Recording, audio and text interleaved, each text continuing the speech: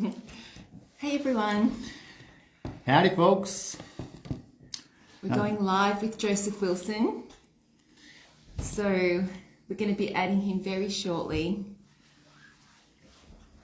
Just waiting for Joseph to jump on, and whoever else We'll is see who hops around. on for this conversation.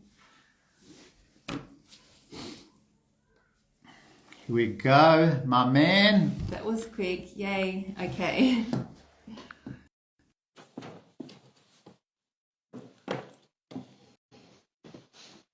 Hey Joseph, bring them on camera. Yo. Hello. Hello, Hey, bro. How are hey you? Joseph, good to Good. see you. That was a Yeah, very quick get on, that's awesome. We're just gonna put this camera back because usually, usually when we record, I think that's good. Usually when we record, it's a little bit too close, so sure. I think that's better now. Good to see you though, how you Yeah, doing? I am good, thanks. Do you want me to go back as well, or are we Oh, good? no, you're good. I don't know Okay. why it happens on Facebook No, Live. you look good. Yeah. It's only us that actually are hosting the meeting. For some reason, when a guest comes on, it literally like zooms up right in our face, but it's all good. I think we've worked it out. Just push the camera back. Yeah. Awesome. Sweet. High tech Awesome. solutions. Yeah, Yeah. How you cool. going, man? You good? Yeah, I'm good. Lots going on. Yeah. Just riding the wave, Yeah. enjoying the journey. Yeah. Mm. Beautiful. Yeah. Yeah. Yeah, awesome, man. Yeah, thanks for jumping on and hanging out for the next, however long. We'll have some fun, ask some questions. For all of our people watching, this is Joseph Wilson from Auckland, New Zealand. And I mean, what can we? I mean, I don't want to give you any titles, but I'll call you son of the King of Kings. That's awesome. I Great like title. that. But many other things as well. Coach, mentor, leader, and every other thing that you do. So, yeah, Mm. you're doing some incredible things over there in NZ. So, yeah, we thought we'd just get you on and share a little bit about what's happening. But maybe you can start with, just sharing a little bit about yourself and maybe the journey that God has been taking you on and where you are now. Yeah. So it's great to have this conversation, by the way, and it's cool that we Awesome. connected. I love what you guys are up to. So, Thank you. yeah, totally for it. I actually just put a post up about this funny thing about what do these titles mean, and how do you, like, people who want to introduce me asking me, what do we introduce you as, So it's funny, we just hit the same situation just now. But being a son, I love that. I think that's the highest rank you could ever have, and it's a rank you don't earn. It's a rank that's given to you, and it can't be taken away. So I love that. Yeah. So in terms of what I'm doing right now, I'm coaching, mentoring people all over the planet, just helping them realign to their God-given assignment, what they feel God's called them to in this season. And while doing that, I'm actually developing a small community. There's about 40 of us that are going really deep, and we're looking into what it means to love God and love one another without holding anything back. So 2008, I get radically saved in a powerful church. Signs, miracles, wonders. I'm seeing explosive growth in this church. It's all supernatural. But then 5, 6 years in, some drama hits, and I guess I came face to face with the lack of relational equity that was there in that place. So me and my wife kind of went on a 4-year journey. It was very turbulent, very messy, and I didn't want anything to do with people. Like a lot of people who deconstruct, they run away and they don't want to be with people anymore. So I was like on the verge of that. And 2017, I had an encounter with Jesus that kind of just shifted my perspective on everything. And I felt him ask me if I was going to do life with a bunch of people.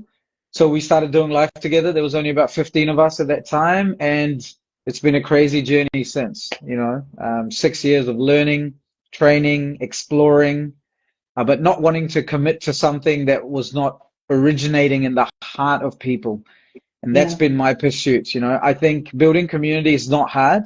If you want to build a community fast, you can build it around transactions where I do something for you, you do something for me, and we can easily connect. And then you could have doctrinal equity where I believe something, you believe the same, and we can build a community around that. But to build a community that's around love, I choose you and I give you the Mm. time and the freedom to choose me back is a much harder task. And that's what I've felt God really pulled me towards and the people I am with towards, where we choose one another. Yeah. Mm.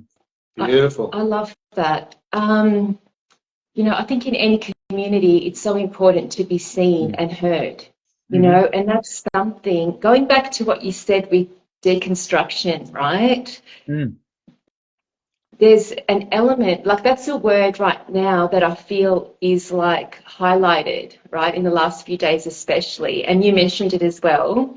So can you go back to that word deconstruction a little bit and explain what that means? Because a lot of the body is is either in that or coming out of it. Hmm. And like you said, we don't want to run away from community Hmm. because we flourish when we're seen and heard Yeah, completely. And it takes a lot of trust to be yeah. seen and to be heard. So do you want to talk a little bit around deconstruction and coming back into community and what it means to be seen and heard, or what it takes to be seen and heard? Yeah. So I think personally, I think that a lot of this deconstruction that people talk about is more deconstructing from the system and the structures in place, Mm-hmm. not necessarily from their faith. Because I think a Yeah, lot of people like myself, to me, I got saved and I was like, man, I love you, Jesus. I'm going anywhere, any place, anytime. You got me. And automatically, I assumed that that was me going all into what the church was doing at that time. So I'm yeah, involved 6 days a week, two services, worship leading, youth pastoring, prayer meeting. Because to me, that was the construction of the expression of my love for Jesus at that time. So when some of the drama happened, the natural reaction was I'm going to deconstruct. And I was like starting to pull away. And instead of pulling away from the things that weren't necessarily in the Bible, I almost wanted to pull away from everything. And yeah, I had some people that were there to help me not kind of fall off the edge, right? yeah, So usually people are hurt by people. It's not like a building can hurt you, right? There are people in there, and there is a way of life within an organization that can cause a culture to prevail there, and that could hurt people. And I think a lot of people have been hurt in some form. So then you develop a fear of letting people in again. You develop a fear of wanting to be vulnerable again, transparent again. And for me, that was just a full circle journey of, am I going to open my heart all over again at the risk of getting hurt again? yeah, Brene Brown talks about when you close your heart to pain, you close your heart to love. yeah, And I think that's one of the things that's happened is a lot of people have deconstructed in a way, but they've shut their heart up. And because they close their heart to pain, now they don't experience love anymore. And there's no growth anymore. There's no flourishing anymore because of that. yeah, Mm. Yeah. yeah, Yeah. definitely. Yeah. Tell us a little bit more about your own community there, and what it looks like, and what do you where do you feel it going? Yeah, so I feel I'm in like the infancy stages of this, and I would rather not say it's my community, but a bunch of people that God has given to me in the sense that I get to be a part of their life and they get to be a part of my life. I like to look at what Jesus did, and he had these 12, and there were 12 that he didn't just go and choose. They were given to him, and in John 17, he gives account for the 12 that were given to him. So Yeah. he's showing us how important it is that actually Jack didn't come in your life because you thought it was a good idea. I gave Jack because I believe you will walk with Jack like I would, Joseph, if the father was saying that. Yeah, And so what happened for me in 2017, as we were meeting, I started to connect with people around the world that were doing house church or small communities. And I looked into We Are Church with Francis Chan, and I looked into a few other groups. And there was a guy in Iran that I developed a friendship with. And so I trained with him a couple of times to see what they're doing in Iran with the underground church movement there. And it was just the Lord taking me through different ways that people are gathering. But he kept saying to me, this is not going to happen in New Zealand. It's not going to work in New Zealand, you know? So eventually we've now landed at this place where doing real family and not church family, like real family, you know, Yeah. messy. I will interrupt your life. When I need help, will you actually be there? If I can't pay my rent, can I call you? Not just can we organize something as a group, but can I call you at 1 o'clock? Whose phone is available for me? You know, Yeah. is it just some people or is it everyone? All of these things have been walked out, and it's challenging, but it's beautiful at the same time, you know. Yeah, that's right. Mm. I love what you said. You know, it's their divine connections, their alignments with purpose, like with divine purpose, you know, and Mm. it's for a purpose to see God's plans, you know, eventuate here on the earth through relationship, like through genuine relationship. And that's Mm. something that we found with our community as well, is that when we found each other, we were in Perth, you know, we were Mm. at a WOW gathering, we're at Perth, and there was a bunch of Sydney-siders that had not yet met, and we were like magnets to each other. Honestly, it's like, you know, when you find your people, like Yeah, there's such an attraction, and we just all like gathered, and the first thing we said was we're catching up for lunch, you know, and we just got yeah, together and we had lunch, and then we couldn't wait to hang out again. It was like we couldn't wait, and caught up again, lunch, you know, and then out of that there's like this genuine love for one another. And mm, I think in this season, I think it was Lisa, our friend Lisa, mm, Lisa Marie said, in this era, this move, it's going to go beyond our logic and it's going to hit the heart, you know, mm, and mm. that's what it has to be, you Yeah, know, like we can't go back into that old paradigm of meetings, meetings, meetings without yeah, the genuine human connection, you know? yeah. Mm. I agree. Yeah. Yeah. It's so good. And you know how God was speaking to you about that those types of models what wouldn't work in New Zealand. Mm. Um, why do you think that is? Do you feel you know why, or you're not sure? Well, one of the things that you know, like in Iran, like what they do is they talk about not introducing Jesus. Should I be talking about this? Maybe, but it's a different style, right? It's a different style that they share Jesus with one another. But what I saw was it was very evangelistic, and it didn't necessarily need a family to be built. And I think for the location and the place and the climate of what's going on there, that makes a lot of sense because it's a quicker turnaround. You got to keep moving. There's a lot of danger there, you know. But in New Yeah. Zealand, we don't have that kind of persecution at the moment. So Yeah. persecution does something to cause the body to move in a way that where there's no persecution, it's not going to move the same way. And Yeah. so, yeah, that's what we noticed over here, that actually thinking around who is God, how far am I willing to go with God? I think that's a big question. You know, like we talk about dying to self, but we talk about signing the dotted line, like crossing over to where it's no longer about me at all. I think in the Mm. Western church, that has to be addressed. It can't be assumed anymore. I think it was assumed for a long time that, hey, you love Jesus, you're showing up to things, you must have crossed that line in your heart. But what I've seen in the last 4 or 5 years is people are happy to give a Saturday or a Wednesday or 3 days a week, but the whole heart, you know, you might call it the circumcision of the heart, Mm. it's not necessarily a priority for most people. So where there is persecution, I don't have to lead you to giving your heart that way because when you make a decision, you already know you're all in. Because if you could die that day, you could die for becoming a believer in this nation, you know. But in New Yeah. Zealand, you could say you're a believer and it could mean 100 different things. And Yeah. so that's why that factor was a big deal, that I believe, to why God was saying that's not going to work here in New Zealand. Yeah. Yeah. Yeah. Yeah. Mm. Absolutely. Two totally different locations, and um, so, like, what other ways would I mean, you guys are very creative in the way some of the stuff that you know you were sharing with us about how you are, you know, cultivating a community over there in Auckland. Like, So what other creative ways or things are you implementing that are different, that make you look different to, your average institutionalized sort of church? Yeah. I mean, so we're not trying to look different, right? We're not trying anything in that sense.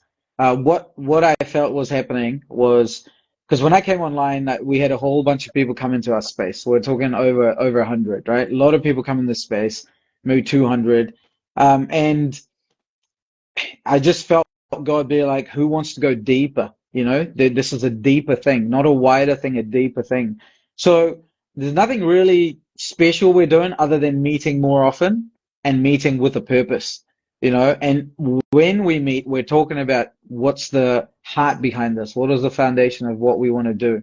And it's taken like a year to just get people's heads around this. It would be easier if I was to just tell people what it should be like. It's much harder when you are making space for a person to come to that point on their own. And when I look at Jesus, he's walking with these 12 guys and he's demonstrating, revealing the Father the whole time, but he's also giving them the space and the time and the heart choice to come to a revelation on their own. Even though he's guiding them the whole time, he's not necessarily telling them where they should be. I don't know if I'm making Mm. sense, but Yeah. that's kind of what we've been doing here, and it's taken a while. So people have to make a decision in their heart: do I want to go all in or not? Yes. Yeah. Um, Yeah. yeah, and Yeah. so we're organizing little camps or get-togethers. See, another thing that I noticed was in church, when there's leadership, the leadership organizes all the connection, like it's sports day or it's beach day and so somebody organizes it and everyone flocks to it, which removes the full freedom of connection within the body. It's almost like people were scared to organize things. Right. So in our journey, we had to talk about that. Like, hey, it's okay if you go for a coffee with 6 or 7 people and everyone else doesn't come. Yeah. It's not a big deal. Yeah. Like, it doesn't matter if you don't have to get permission from anyone. Like, Yeah. you just love one another the way you see, and it's great. Yeah. Yeah. I Yeah. love that. Yeah. That's beautiful. Mm. Um, and like, how do you like? Do you think? Do you feel that like people are, you know, how do you feel people are responding to the word church these days? Like the people that are coming, into your community, are they okay with being called a church, or they don't want to be called a church, or do you know what I mean? Are you sensing some kind of like what's going on? Like like some just some of the things that I've been feeling is just that you know I think there's so many people that have been hurt by the church, and so now there's like it's like God's bringing the body of Christ together in new and fresh and creative ways, and which is still the church, right? But I'm finding that there's people that actually find it hard to actually accept that it is the church, and I think because of the stuff and hurt and pain that they might have been through in the past, or they're just wanting they're wanting the real deal church, not the new. Yeah. The new is the old, really. Hmm. They're wanting the authentic, original intention for the church, the body of Christ here on earth. But anyway, what are you finding with the people's perspective and mindset towards the church? Yeah, well, in many ways, we've tried not to expand. I'm not like trying not to expand. I don't want it because we have these people that we're going deep with. We're all learning about each other, and we're all at a certain place on the bridge. Like for example, Kirby. I think Kirby's church doors were closed for like 3 years. Like the Lord was like, hey, there's a DNA being cultivated here, a culture here that will become the norm. I Yeah, feel something like that on a much smaller level happening here, where it's like, oh, there's a DNA, there's a culture, there's a way of thinking that is Yeah. being cemented here. And so we're actually not trying to expand in any way, even though some people have been getting saved, so new believers, and this is normal for them now to jump into groups and enjoy each other. That's their version of church, you know. But definitely, I think that the word church triggers a lot of people. And I think that's part of the full circle, you know, it's part of the journey where something hurt me. I want to run away. I still love Jesus. Will I lay my life down? Will I become just like him to then lay my life down for the same people that might have wanted to take my life, you know? And so one of the things for me that we're focusing on is in 1 John uh, chapter 2, 12 to 14, right? John is writing about these three phases of maturity. And John says, I write to you, dear children, I write to you, young people, I write to you, fathers and mothers. And Yeah. my belief is that it's supposed to be organic to go from a little child to a young person to a father and a mother. That's normal, just like in the natural. You and I as kids, we grew up thinking one day we're going to grow up and have a family of our own. I think the body is supposed to think like that in the spirit, you know? We're growing up and in the spirit, and then we're going to have children in a sense that we're going to then help them raise up, and it's just generation after generation after generation, you know? And so we're cultivating that thought pattern there, that culture there. So what is a mother? What is a father? How do you mature into one, you know? And when Yeah. you think in the natural, a mother and a father look after a baby for years before that baby even understands what was done for them. In the spirit, it shouldn't be any different, you know? And that's one of the things that we're cultivating right now in our small group. Yeah. Yeah. Yeah. Beautiful. Mm. So good. I mean, what are your thoughts? What are your thoughts on the future of the church? What do you see, like, through an apostolic minds the viewpoint? What do you see as, the future of the body of Christ on the earth? Yeah, you know, I've gotten a bit of trouble when I talk about not like it's not just about a big gathering and people think, oh, you're a church hater or you're this or you're that. Yeah. But I think that there is a synergy. There's a synergy between the nano, the micro, and the macro. So the nano as in the individuals, the micro as in the small communities they belong to, and then the macro, the wider community. And I think that that synergy is going to increase and improve, you know. I think in the past we've gone from macro to nano. We're going to start going from nano to macro now. What I mean by that is in the past it was like, hey, you want someone to meet God, bring them to this big revival meeting, and now they've encountered God. So we're just assuming that because of that, the small groups that they're a part of are all going to be healthy and they're going to be healthy, which has not been the case, you know. And that's where I think we're moving now, where the people, the individual is going to be important. The small group's going to be important, and automatically the wider body is going to become healthy because of that. Did that make Mm, sense? I'm trying to Yeah, it explain that. does. Yeah, mm, it's great. Yeah. yeah. So Yeah. this conversation has to happen more, right? Like there's Yes. there's people that would love a revival meeting, and I think a revival meeting is great. It has its place. But if there's no smaller place for this to be fleshed out, so that, you know, it's not just I'm here for a move of God, but actually there is a reforming taking place. My Yeah. mindset has changed, right? Heaven is not just in my experience, it's in my being now, in every area of my life. That reformation has been missing. We've had a lot of revival without the reformation. And so you could have revival and have mess in the same state, in the same city, even though 60,000 people show up to a meeting, but the human trafficking rate, the poverty rate, the crime rate, none of that has to be touched if it's just a revival meeting. But if there's reformation there, then that whole city starts to feel the shift. It starts to feel the change. Yeah. And I think Yeah. that's where we're going, you know. Yeah. We That's have to, right. yeah. That's Yeah. right. I Absolutely. love that. And so going back to what you were saying about the individual, you know, and the small group, because that can be done in a larger church as well, where we deconstruct and start reconstructing, right? And I think that comes down to, for example, if there's been a system within a church Yep. where it's all about, you know, the pastor and the leaders like leading everything, which we've seen happen time and time again, right, which gets exhausting for everybody involved, Yep. right, moving into a model where we're seeing the empowering the unique expression of Hmm. every single individual, right, where Hmm. that person is seen and they're heard and they're able to come into who they're called to be, into their unique expression, whatever that feels like, you Yeah. know, empowering.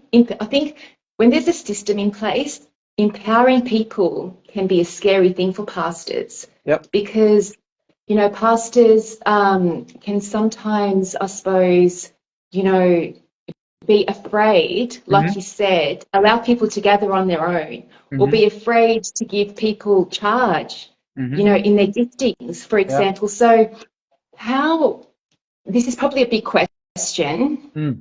Um, how do we go from, say, in larger churches, relinquishing control of systems and empowering people to move into their unique expression in order that they may go into the world and start to, govern with their giftings and what they're called to do, which is essentially the church, right? Mhm. Yeah, it is a big question. I think about this a lot, by the way. Yeah. This is a big part of, I feel a big part of my purpose, my journey. So there have been times now in the last few years where I've ended up in a traditional church setting, and I have in the meeting split people into groups, and the reason I do that is because I think there has to be a base level of freedom before I can express my uniqueness. The base level of freedom that Jesus gave me must be established. So when I get these bigger churches to get into groups of 4 or 5, it's really interesting to watch the responses, because now they're facing one another and they're Yeah. uncomfortable and they're like, do I have something worthy to say? Or do I want to say something? Do I want this person to even see my face? And it has to start in those small steps like that. And I think ultimately, um, it's a bit like, let's say, homeschooling. When you traditionally, what we've seen is people get homeschooled, but they don't have enough interaction with children outside or people outside. And so, yes, they've accomplished the idea of schooling at home, but they don't necessarily have a healthy life.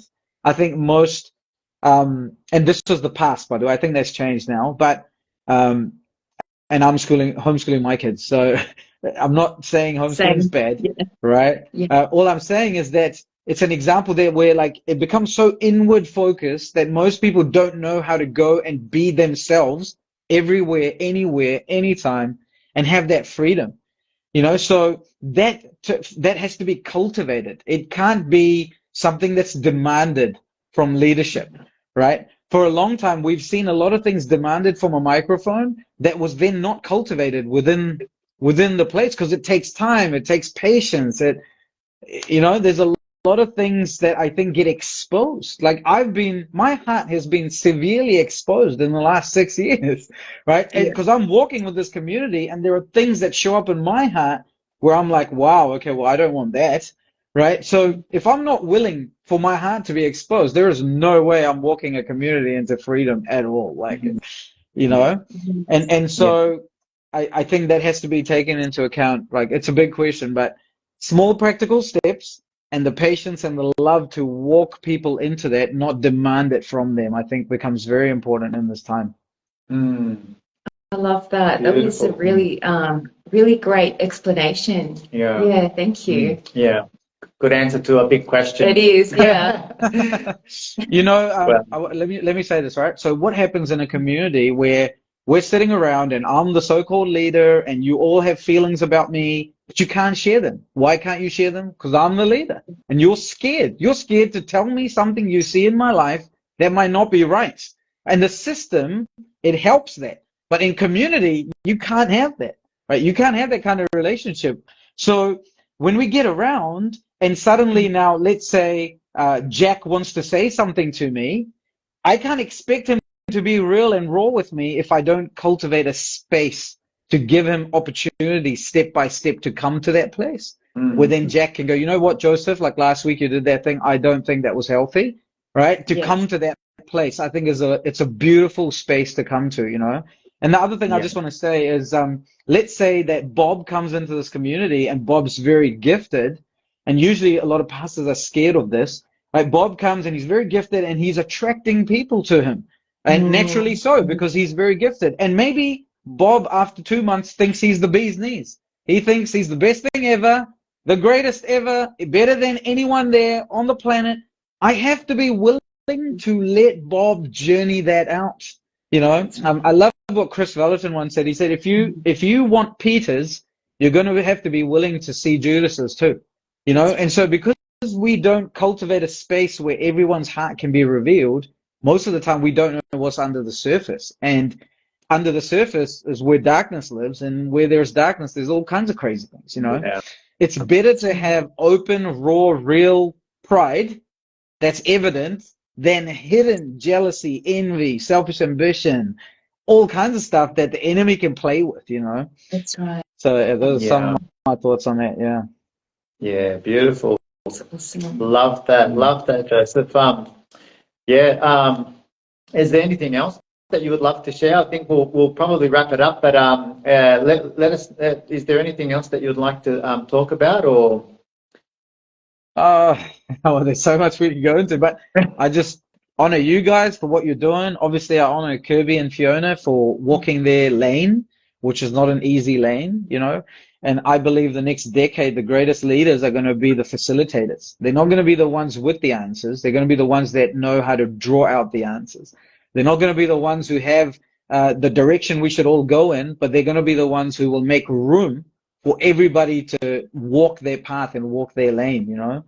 And I think that's important to become a facilitator, to have a heart of a facilitator instead of a dictator. You know, I think that's an important part. Yeah. Yeah. Yeah. That's right. It's all a part of truly establishing the kingdom of heaven here on earth in true wisdom, isn't it? So. Can you, Joseph, can you give, say, for example, there are people that are, you know, that are outside of the current, like, church system, right? Yeah. That are looking to start building community, right? In a way that you've been speaking about. That's real, that's authentic, that, you know, isn't necessarily looking to build a mega church and to expand, but is looking to build like genuine connection. Because I know that this is what you do. You empower people to walk in their, you know, like gifts. So can you give any advice? Because I think there's many out there that are at that place of starting to cultivate community. Can you give some advice at like that ground level, like some practical tips? Because you've given so many practical tips. Often in conversations, you know, we can give lots of scripture, but there's no practical tips. So you are an amazing teacher, and an amazing facilitator. So Sure. can we just go there? Somebody Yeah. just, you know, wanting to start. Yeah. So I think the motive becomes the most important element, right? Why am I going to start a community or get people together? Because that's the word purpose, you know, original intent. Where the purpose or original intent is not known, abuse becomes inevitable. So Yeah. before I want to bring a community together, I need to know why am I doing this? Because that's going to be the plumb line there, you know? And then the second question, and I think questions are really good, that we should learn to ask each other questions and answer for ourselves, right? Not for anyone else, but for myself. So why am I building this community? And the next is, am I willing to lay my life down for them, Yeah. for these people? And I think if these two questions get answered, the what and the how become easy. But if these two questions are not answered, the what and the how, it gets really, really messy. You know, I've met a lot of people who can share great revelation and they're speaking truth. But because these two questions are not answered in their heart, it's very bumpy. You know, you can go in and out, in and out. So why am I doing this? And am I willing to lay my life down for these people? I think it's very important. Going deeper than that, I would say that you should be connected to one, two, or three people that are part of a community, right? And these should be people that, and I don't normally say should, but this is a should, right? And this is for your own safety, right? So I have a few people in my life, few men in my life, older men who I invite their counsel, I invite their correction, I invite their input, because there is something I have seen in their life, not because they want me to. These are people I've chosen because I see something in their life that I'm like, I honor that. I love that.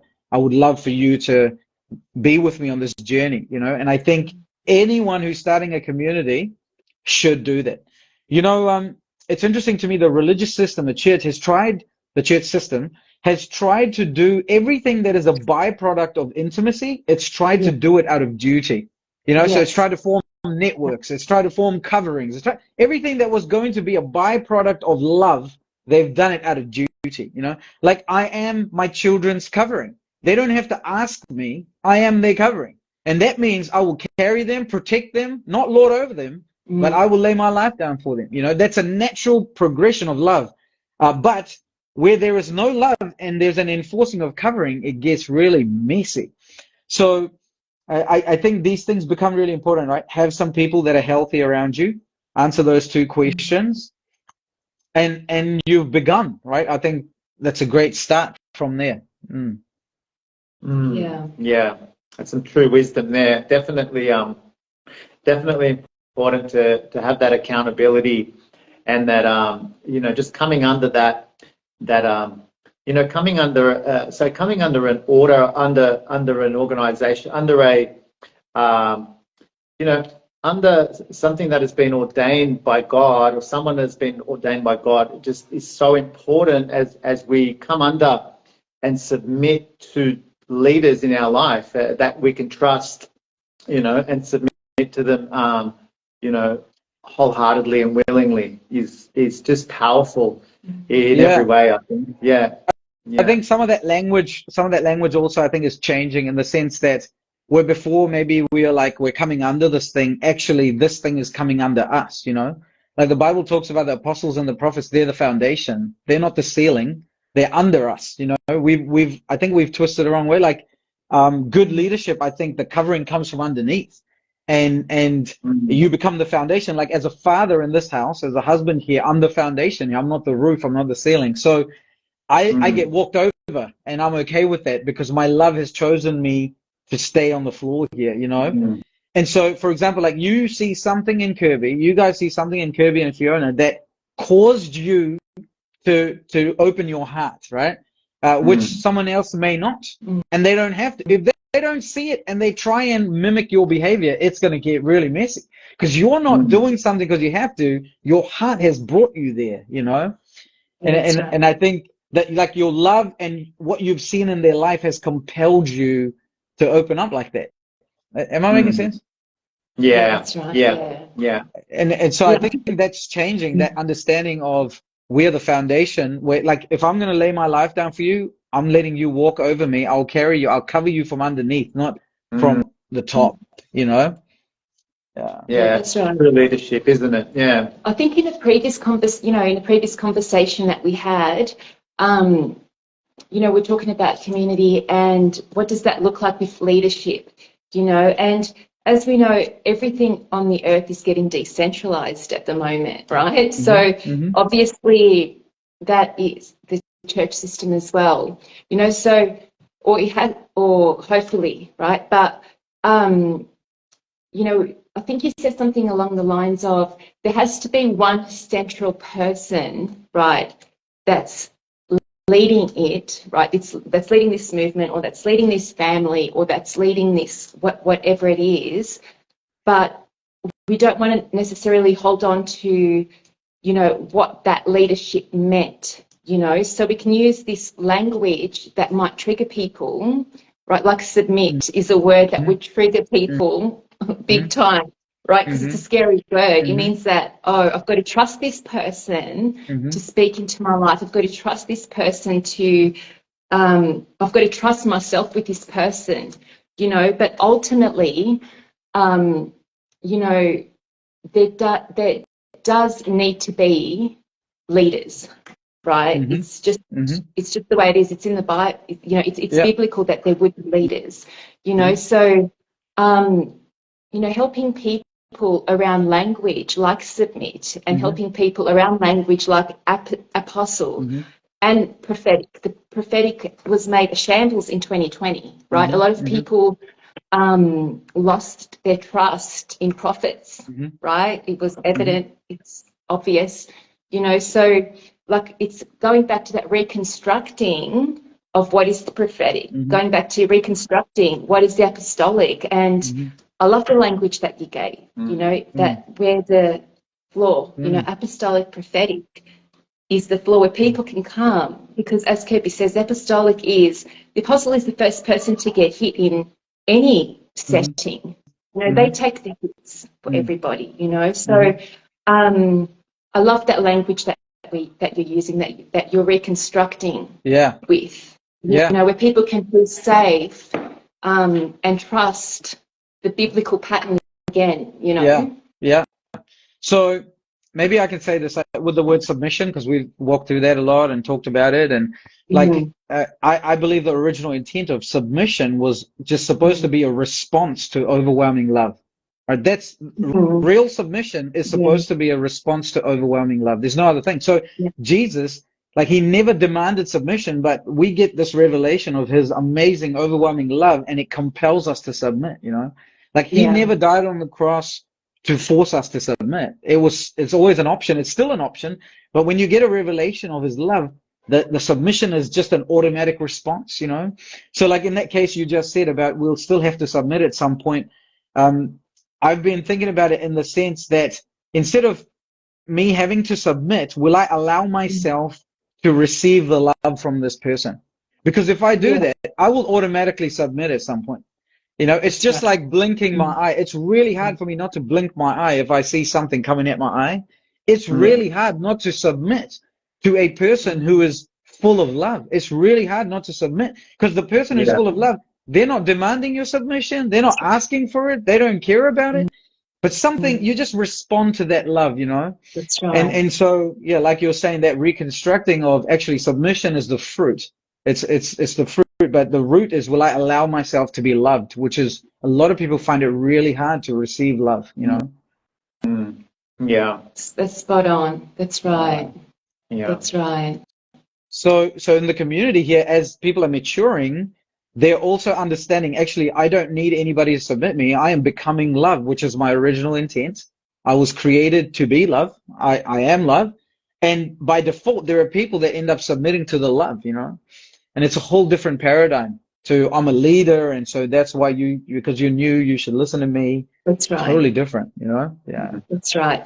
Yeah. And I think that's when we see the growth. Like that's when we see the growth in a community and in an individual is Mm, that, you know, when there's that, you know, that freedom to love, you know, that freedom to be loved, which takes time and it takes yeah. practice, right? And that's when we see what you were talking about, growing from son into father and mother, Mm, you mm, know, is when there is that element of love, when there is that element of being seen and heard. And yeah. yeah, it's a beautiful model and it's a beautiful thing, you know, Mm, and it's wonderful that you're giving language to it, you know, to what does healthy community actually look like mm. in this era, you know, and Yeah. Well, it's interesting that John, who's known as the Apostle of Love, he's the one that talks about these phases of maturity, you know? And mm, it's interesting to me that Jesus chose to walk with 12. I mean, he could have had hundreds, he could have had thousands, he could have broke them yeah, up into little pods and groups all over the place. But mm, he takes these 12 and he goes somewhere with them that I think even today, most believers struggle to build that kind of relationship. You know, for 3.5 years, they're watching everything. They're watching how he is at nighttime, in the morning, in public, in private, when things go his way, when things don't go his way. They're watching everything. And so this family is being built on a deeper level, you know, than just ministry. And I think that's where we're going, you know. Yeah. I, Yeah. yeah, totally. And I see we came from a larger church, Hmm. which worked for us at that time, and it was Hmm. amazing for that era. Hmm. Um, But what we're in now is something very similar to what you're talking about, the 12, right? The smaller group. I mean, we're Mm. part of a larger global movement, which we Sure. so appreciate. And Yep. it's lovely, you know, we get to experience people Hmm. globally, and that's beautiful. Hmm. But in a smaller context, like when it comes down to life, like um, seeing relationships formed and seeing like people come alive. Like this is what we're seeing: people coming alive, people opening up, people committing themselves. Like you said, not because of I said you need to commit, you know, but because they're seeing what family can look like. They're seeing what healthy community can look Hmm. like, you know, and literally like we come back from our meetings and we're on our phone. Like we just totally love each other. We're Yeah. like on Messenger and we're just full on, you know, still conversing and still like in each other's lives, you know, Yeah. and honestly, we're seeing people transformed before our very eyes, you know, more than we Yeah. ever had through running schools, running Mm. curriculums, running revival meetings and tent Yeah. meetings and all this other stuff, Yep. which, like you said, it's got its place, Mm. but it better be seeing the transformation on a deep level in people's lives, you know? So, Mm. Yeah, so yeah, I've been considering what would bigger gatherings look like when family love is the core focus yes, and it's not going to be a one-man show. What would that look like, you yeah, know? And I have a good friend, Wolfgang Simpson lives in Germany. He's a theologian and he's studied all of this stuff for decades and mm, he's an awesome guy and we've talked about it. And he shared with me a meeting where there was an evangelist and obviously this guy's a gifted evangelist and a lot of people would give their heart to the Lord in that meeting. But his thought pattern at that time was, as someone gets saved, that very moment when someone gives their heart to the Lord, that somebody who lives near them or who's willing to facilitate this person's journey would take them out of the meeting and they'd go have a meal, maybe take them home, baptize them in their bathtub, and that would yeah, become the normal journey for them, you know, instead of staying in the building and at the end getting a mug or a coffee cup or something and being told, like, here is a new disciple class. They would just yes, actually get adopted into a family that very moment. Yeah. And I think that's a little bit of where we're going. We're in a meeting where someone gets saved, they can leave with someone, enjoy a meal somewhere, get to know one another, get baptized in a bathtub, and that just becomes a flow-on effect, you know? that's Yeah. right. Mm. I love Yeah. that. I think, even, I think I truly believe that there is space for, large churches, medium churches, and small churches in the future because I reckon with the wisdom that God has, if Hmm. even the larger churches can catch the wisdom of how to cultivate true community within their large congregations, I reckon it could be done very well and very powerfully. And I feel that there's large churches around the world that have been catching it, and we're Hmm. going to see more and more do large congregations well. I think as well because Yeah. yeah, they definitely have a place, in the future, and what they can do is yeah, I mean, small church, they can't, what they can do, small churches can't, and Hmm. so Hmm. I think, yeah, it's Yeah. powerful. Yeah, I yeah. agree. I think it'll be like a great family reunion, you know, where Mm, a family reunion where everyone's coming together and it's this powerful moment. But the mm, smaller family needs to be healthy for that to be powerful, you know. yeah, So I think a lot of big churches are going to have to confront their system Yeah. for this to change. You know, like you can't change what you won't confront, yeah, what you won't challenge. And so, yeah, it's going to be interesting to see what happens there with a lot of big mega churches and stuff like that. yeah, yeah. The ideas, the revelation, the knowledge, the wisdom, it's all there, isn't it? It's just changing this up here for us to receive, the strategies and the wisdom and how to actually make things work and to establish the kingdom in a healthy, fresh, new way that works for this time, for this era that we're coming into, I think. Mm, And we'll see that more and more, I reckon, massively in the next decade or more. So, yeah. I know we're going way over time, so just stop me whenever you wanna yeah, stop. I think how we're going. Yeah, we sort of. We love to I shouldn't chat. have said. I thought I said we'll go for around half an hour or so, and I tried to wrap it up about half an hour ago. But you know what? I think let's wrap it up because I think we're sort of we're hitting the 1 hour mark. But Really? yeah, I want to just say thank you so much for jumping on, for giving us your time, for your heart with cultivating just a fresh, new, creative way to do community. And some of the stuff that you're doing over there in Auckland, New Zealand is just beautiful. And so we're learning from you and so many others have. And I know that many have been blessed by this little chat that we've had Yeah. today. So, yeah, thank you Oh, so much, man. Yeah. thank you. Thank you for having me. It's been great. Let me just say one last thing, right? Just one Yeah. last thing. You know, Mm. there's a difference between learning and training, right? And we've had a culture of learning for a long time. And so when you learn something, you don't have to become it. and you don't always know how to do it the right way. But when you train in something, you become it. Kind of like Mr. Miyagi, you know, he's putting his jacket down, picking it up. He's now learned karate, like he has it. And he doesn't have it as a concept, he has become it. So when you go into a church setting and one man has the mic and there is a stage and everyone else is sitting down, you've already trained people to become something.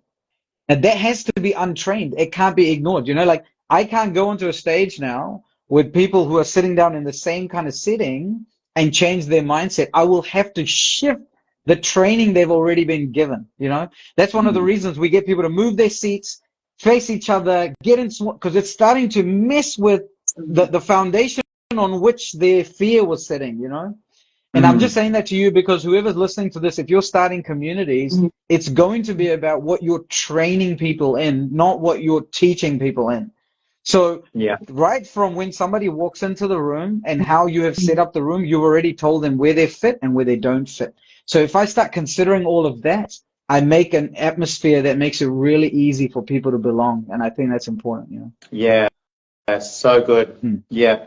Love that. Totally agree, bro. It has to, that has to shift. That mindset has to shift. The way we do this, and yeah, it's so good. Cool. Beautiful, man. So I appreciate that, bro, and appreciate you. Love you, bro, and blessings over you and your family over there, and your community, and not your community, God's community. That's right. Yeah. Thank you.